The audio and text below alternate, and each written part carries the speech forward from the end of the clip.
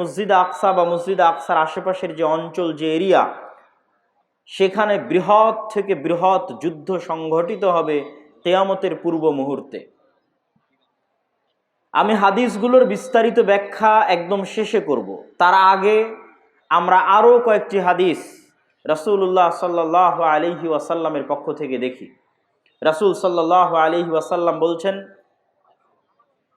ইয়ান্তাযিরু আও ইয়াখরুজু ৭০,০০০ ইয়াহুদি মিন আসবাহান মা'আদ দাজ্জাল। ইহুদিদের একটা অংশ দাজ্জালের অপেক্ষায় আছে, এবং যেই দিন দাজ্জাল বের হবে, ইস্পাহানের ৭০,০০০ ইহুদি দাজ্জালের সঙ্গী হবে, এবং ওই ৭০,০০০ ইহুদি এবং দাজ্জাল মিলে ইয়াকতুলু মাআল মুসলিমিন, মুসলমানদের বিরুদ্ধে যুদ্ধ করবে। যুদ্ধ করতে করতে এমন পরিবেশ তৈরি হবে যে ইয়াখতাবিউল ইয়াহুদ ওয়ারা আশ-শাজারা আও তাহতাল হাজার, ইহুদি আশ্রয় নিবে গাছের আড়ালে, পাথরের আড়ালে, আর পাথর এবং গাছ বলে উঠবে ইয়া মুসলিম। পাথর এবং গাছ কথা বলে উঠবে, এই মুসলমান, এই যে এখানে লুকিয়ে আছে হত্যা করো। গাছ বলবে, এই যে এখানে লুকিয়ে আছে হত্যা করো। পাথর বলবে, এই যে এখানে লুকিয়ে আছে হত্যা করো। এবং এই হাদিসের সাথে আরো একটি হাদিস সম্পৃক্ত, যে রাসূলুল্লাহ সাল্লাল্লাহু আলাইহি ওয়াসাল্লাম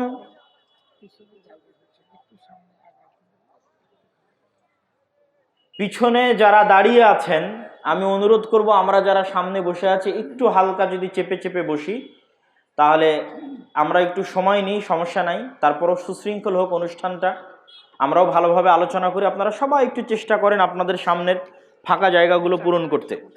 কেন? না, সমস্যা নেই, ঠিক আছে।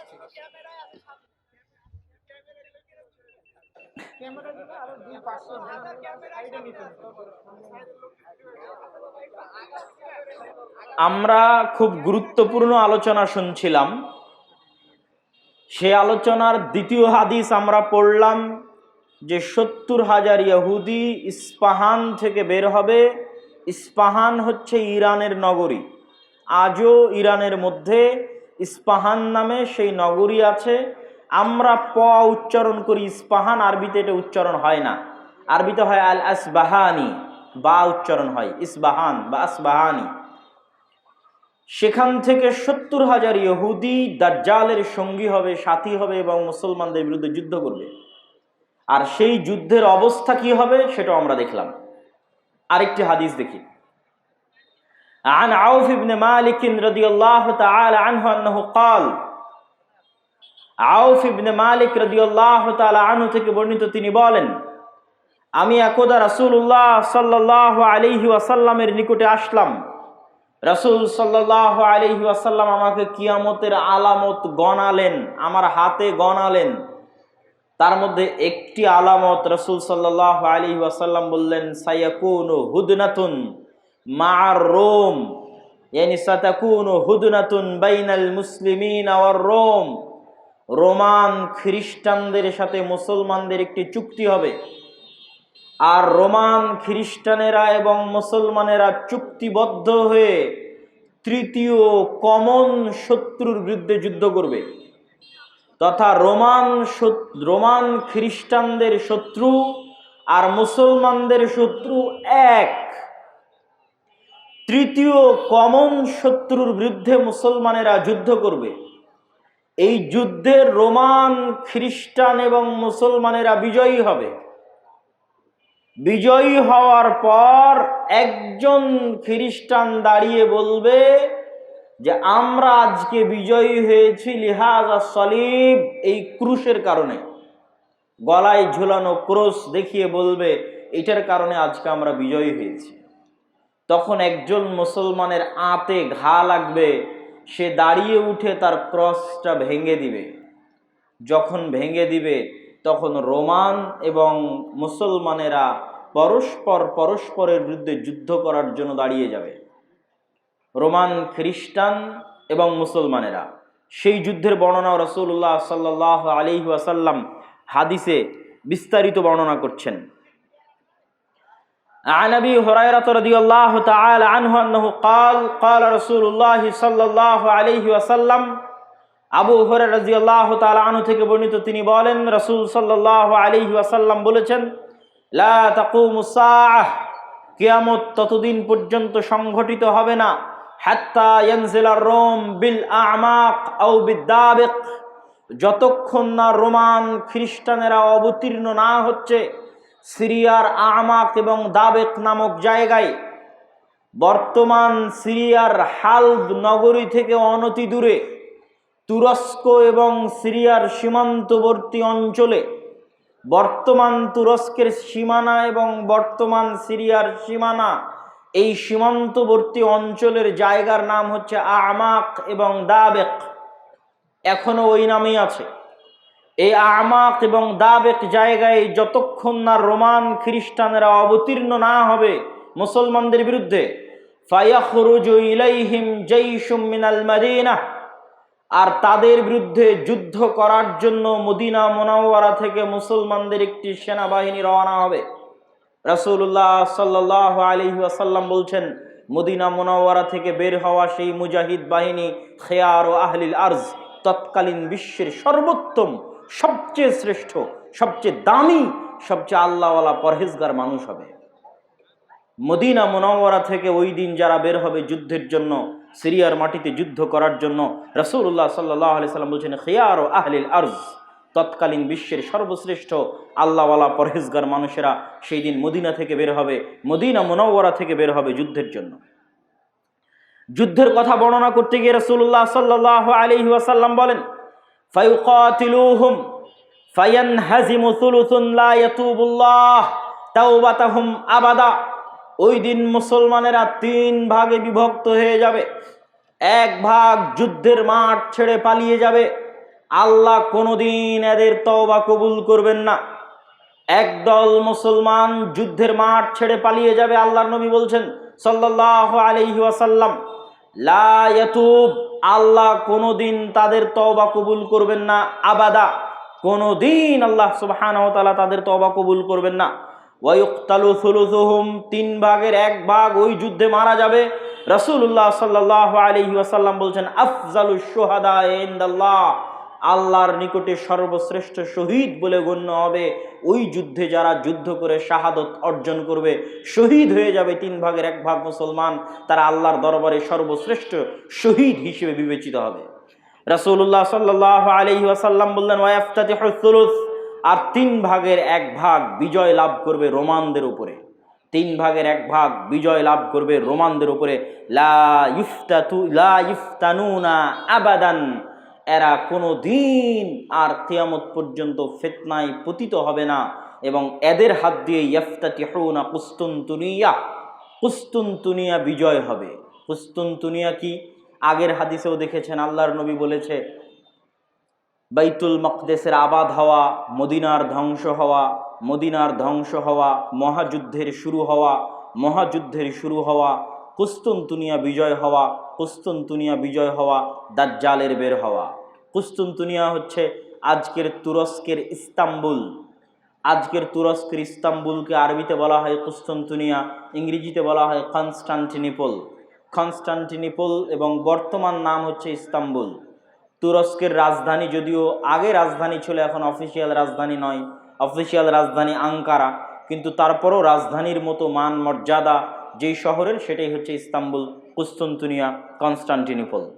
রাসূল সাল্লাল্লাহু আলাইহি ওয়াসাল্লাম বলছেন, ফায়াফতাতিহুনা কুসতুনতুনিয়া, ওই যে একদল বিজয়ী হবে রোমানদের উপর, তাদের হাতে আল্লাহ কুসতুনতুনিয়া, কনস্টান্টিনিপল বিজয় দান করবেন।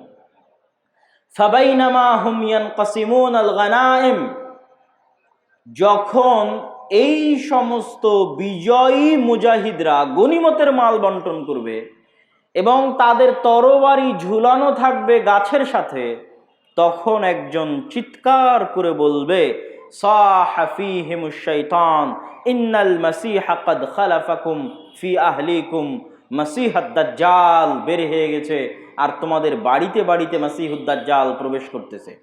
এখন পর্যন্ত ইমাম মাহদী আসেননি, হয়তো এনাদের মধ্যেই ইমাম মাহদি থেকে থাকতে পারেন, তবে তিনি যে ইমাম মাহদি তা এখনো প্রকাশিত আকারে জনগণের সামনে স্পষ্ট হয়নি। হবে কখন? দাজ্জাল বের হওয়ার পরে এবং সালাতের দামেস্কের মসজিদে সালাতের পরে, যেটার বর্ণনা রাসূল সাল্লাল্লাহু আলাইহি সাল্লাম দিচ্ছেন। ফায়াখরুজুন ওয়া যালিকা বাতিল, শয়তানের এই মিথ্যা কথা শুনে তারা তরবারি নিয়ে দৌড়ে এগিয়ে যাবে কোথায়? মাসিহাদ দাজ্জাল, তার বিরুদ্ধে যুদ্ধ করার জন্য। ফাইদা জাউ শাম, তারা আস্তে আস্তে দেমাস্কে চলে আসবে। দেমাস্কের মসজিদে তারা কাতারবদ্ধ হয়ে সালাতের জন্য দাঁড়াবে। ইদা উকিমাতিস সালাত, যখন সালাতের ইকামত দেওয়া হবে, ফায়ানজিলু ঈসা ইবনু মারিয়াম, তখন আসমান থেকে ঈসা ইবনু মারিয়াম অবতীর্ণ হবেন। ফাআম্মাহুম ফাইদা রাআহু আদুউল্লাহ যাবা কামা ইয়াযুবুল মিলহ ফিল মা, ঈসা ইবনু মারিয়াম অবতীর্ণ হবেন ওই মসজিদে এবং তারপরে মুসলমানেরা দাজ্জালের বিরুদ্ধে যুদ্ধ করার জন্য রওনা দিবে এবং মসজিদে আকসার পাশে, জেরুজালেমের পাশে লুদ নামক, বাবুল লুদ, লুদ নামক দরজায় ঈসা আলাইহিস সালাতু ওয়াস সালামকে দেখে মাসিহাদ দাজ্জাল লবণ যেভাবে পানিতে দিলে গলে যায় সেভাবে গলতে থাকবে এবং তার গলে শেষ হওয়ার আগেই রাসূল সাল্লাল্লাহু আলাইহি ওয়াসাল্লাম বলছেন, ফালাউ তারাকাহু লানযাব হাত্তা ইয়ানহালিক, যদি ঈসা ইবনু মারিয়াম তাকে ওই অবস্থায় রেখে দিতেন তাহলে সে গলে ধ্বংস হয়ে যেত। হাত্তা ইয়াহলিক ওয়ালাকিন ইয়াকতুলুহুল্লাহ বিয়াদিহি ফায়ুরিহিম দামাহু ফি হারবাতিহি, কিন্তু আল্লাহ সুবহানাহু ওয়া তাআলা চান যে ঈসা ইবনু মারিয়ামের মাধ্যমে সে নিহত হোক, এই জন্য ঈসা ইবনু মারিয়াম তাকে হত্যা করবেন এবং দাজ্জালের রক্ত জনগণকে দেখাবেন। সম্মানিত উপস্থিতি, আরেকটি ব্যতিক্রম ধর্মী হাদিস, সেই হাদিসটা বলে আমরা আমাদের সংক্ষিপ্ত ব্যাখ্যার দিকে এগিয়ে যাব ইনশাআল্লাহ। আবু হুরায়রা রাদিয়াল্লাহু তাআলা আনহু থেকে বর্ণিত, তিনি বলেন রাসূল সাল্লাল্লাহু আলাইহি ওয়াসাল্লাম বলছেন, সামি'তুম বিমাদিনাতিন জানিবুম মিনহা ফিল বার ওয়া জানিবুম মিনহা ফিল বাহর, তোমরা একটি শহরের কথা শুনেছো যেই শহরের এক সাইডে সমুদ্র এবং আর এক সাইডে মাটি।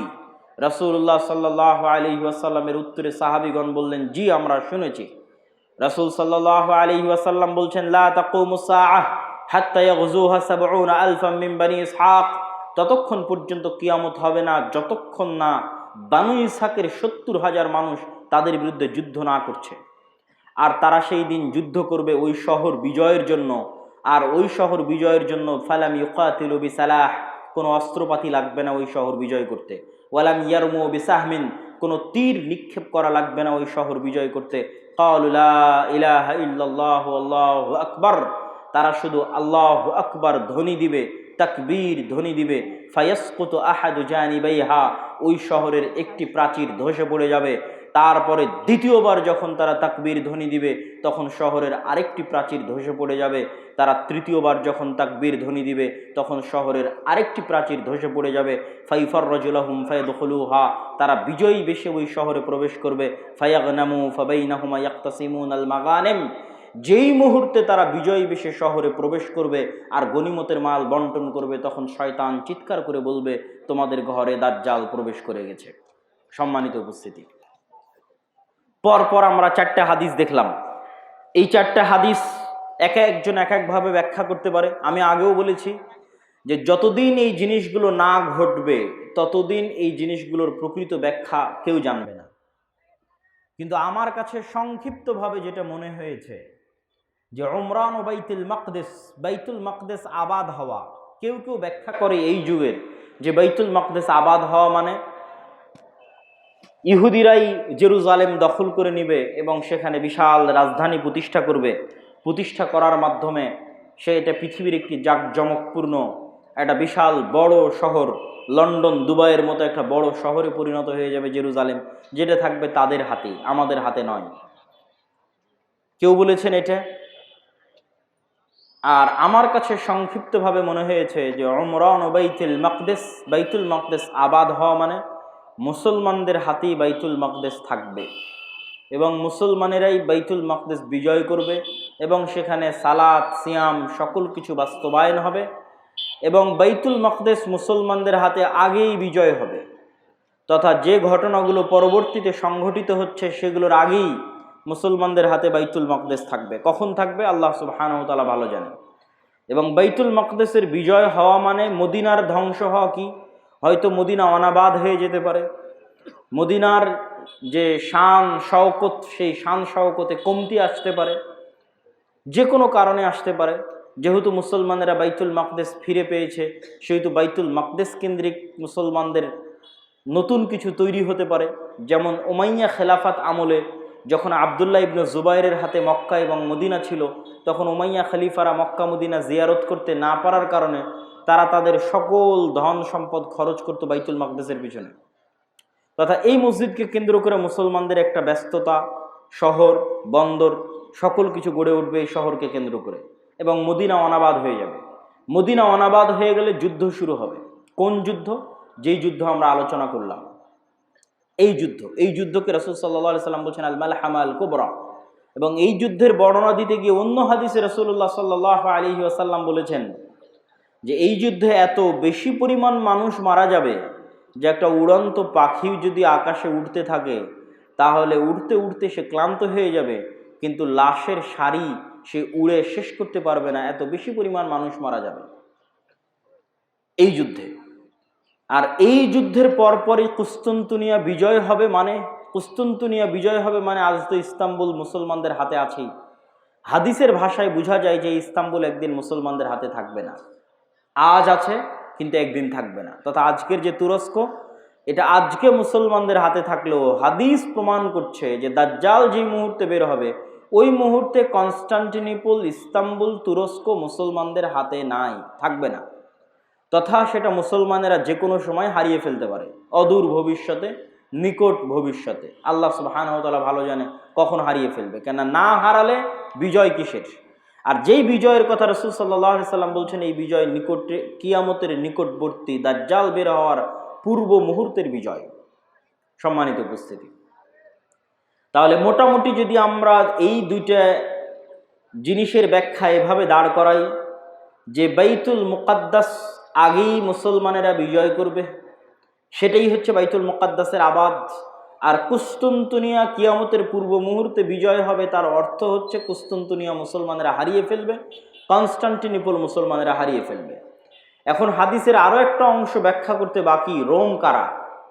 যে রোমানদের সাথে মুসলমানদের চুক্তি হবে এবং চুক্তির পরে সেই চুক্তি পুনরায় ভঙ্গ হয়ে মুসলমান এবং রোমানরা পরস্পর যুদ্ধ করবে, সেই যুদ্ধ, এই যুদ্ধ, সেই রোম কারা? এই বিষয়ে মুহাদ্দিসিনে কেরাম এবং মুফাসসিরিনে কেরামের মধ্যে মতভেদ হওয়ার সবচেয়ে বড় কারণ হচ্ছে আল্লাহর নবীর যুগে রোম বলতে যাদেরকে বোঝানো হতো তাদের রাজধানী ছিল কনস্টান্টিনোপল।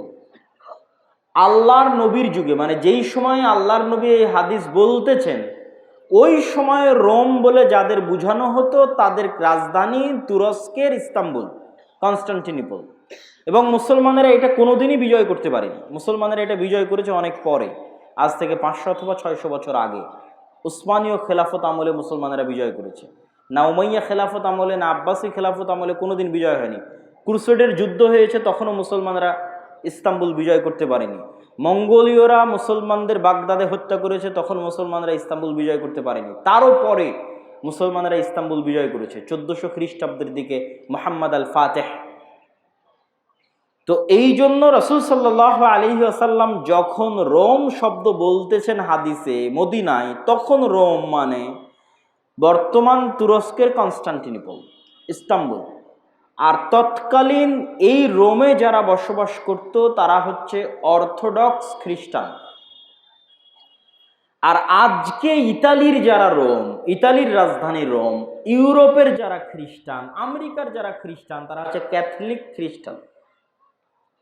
এবং তাদের মধ্যে বিশ্বাসগত এবং আকীদাগত পার্থক্য আছে অনেক বিষয়ে, পদ এবং পদবীগত পার্থক্য আছে, কৃষ্টি কালচার, সামাজিক আচার ব্যবহারগত পার্থক্য আছে। তাহলে রোম বলতে আমরা যদি তৎকালীন রোম ধরি, তথা অর্থোডক্স খ্রিস্টানদের হাতে যখন কনস্টান্টিনোপল ছিল, সেই অর্থোডক্স খ্রিস্টানেরা এখন বসবাস করে রাশিয়ায়। রাশিয়া এবং ইউক্রেনের যুদ্ধের অন্যতম একটা কারণ হচ্ছে ইউক্রেনে ইউরোপিয়ান এবং আমেরিকানেরা ক্যাথলিক খ্রিস্টানের চর্চা বাড়াচ্ছিল, যেটা রাশিয়া কখনোই চায় না যে তার আশেপাশের কোনো দেশে ক্যাথলিক খ্রিস্টানের চর্চা বাড়ুক, কেননা তারা মানে অর্থোডক্স খ্রিস্টান। এবং আমার এর উপর বিস্তারিত ভিডিও আছে ইতেসাম টিভিতে রাশিয়া এবং ইউক্রেনের উপর, যেখানে এই পয়েন্টে আরও বিস্তারিত ইন ডিটেইলস আলোচনা করা আছে।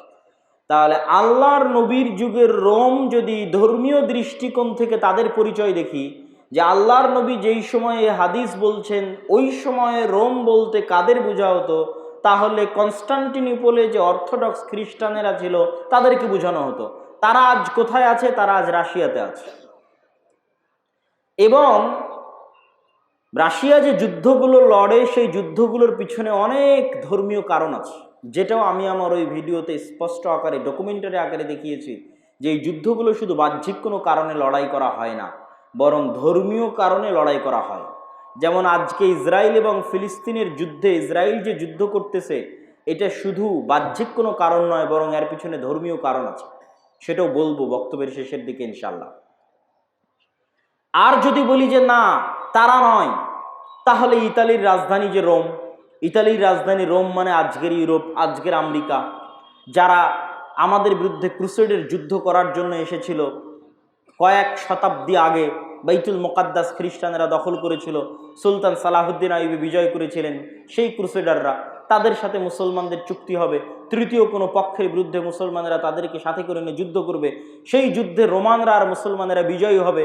তারপরে রোমানদের একজন বলবে এই ক্রুশের কারণে বিজয়ী হয়েছিলাম, এক মুসলমান উঠে ভেঙে দিবে, তখন আবার তারা পরস্পর মুখোমুখি দাঁড়িয়ে যাবে, আর এই যুদ্ধ হচ্ছে মালহামা, যেটা সিরিয়াতে হবে। আজকের যে ফিলিস্তিন, আজকের যে ইসরায়েল, এগুলোও সিরিয়া, আজকের যে জর্ডান, এগুলোও সিরিয়া, সেই যুদ্ধ হবে সিরিয়াতে। আর ওই যুদ্ধে মুসলমানদের হেডকোয়ার্টার হবে গোতা নামক জায়গায়, যে গোতা নামক জায়গাটি হচ্ছে সিরিয়ার রাজধানী দামেস্ক থেকে অনতি দূরে। আর সেই যুদ্ধে রোমানদের হেডকোয়ার্টার হবে আমাক এবং দাবেক নামক জায়গায়, যা বর্তমান সিরিয়া এবং তুরস্কের সীমান্তবর্তী অঞ্চলে এখনও সেই নামে সেই জায়গা পরিচিত এবং জানা যায়। সম্মানিত উপস্থিতি।